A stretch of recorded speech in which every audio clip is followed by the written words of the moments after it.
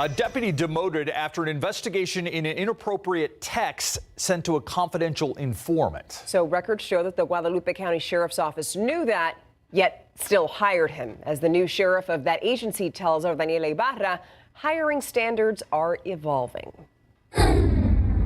We've established that pretty clearly, that there's going to be a different standard moving forward. In just 3 months on the job, Guadalupe County's new sheriff, Joshua Ray, is making changes. We've moved some personnel, shifted some priorities around. There's equipment that needs to be purchased. Some of the things we need to do is update like our non-lethal tools that are available to us. And those updates include having enough deputies. We're at 125, so I would like to increase that. What does it take to become a sheriff's deputy in this county? Yeah, so all our standards are pretty much consistent with the TCOL administrative rules on what's required and the statutes laid out by the legislature in the Texas Local Government Code. Ray says that's just the minimum standard. The day I got here, I had roughly about 12 to 15 applications sitting on my desk to look at, and I only forwarded 2 out of all those. An application he didn't get to review is Rafael Pinillas, hired by the previous sheriff in December 2017. Just months before, records reveal Pinilla was demoted while working at the Comal County Sheriff's Office. Pinilla's application shows he failed to follow policy about confidential informants,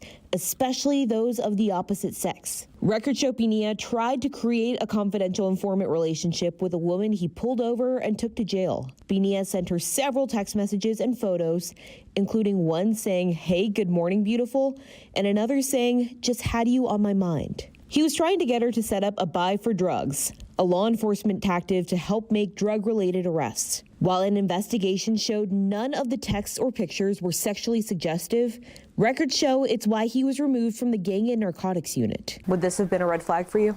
Yes, ma'am, that would have been a red flag. Comal County Sheriff Mark Reynolds went further, directing that Pinilla lose his peace officer commission. Pinilla's personnel records show that directive was followed. Despite that, records show a Comal County sergeant told Guadalupe County if they passed on Pinilla, they'd be missing out on a fine officer. About the only thing I can say is I don't think I would have forwarded that one for further employment in our office. Pinilla resigned from the Guadalupe County Sheriff's Office in December of 2024. The resignation letter he wrote was short and didn't explain why he left. In a phone conversation, Pinilla told us he wanted to change. Personnel records don't include any disciplinary action during his time working in Guadalupe County. He declined to comment on his past actions in Comal County. How do you move forward from this? No, that's a good question. I would say there's new leadership in place, right? There's higher expectations, and that includes our hiring standards. For KSAT Investigates, I'm Daniela Ibarra.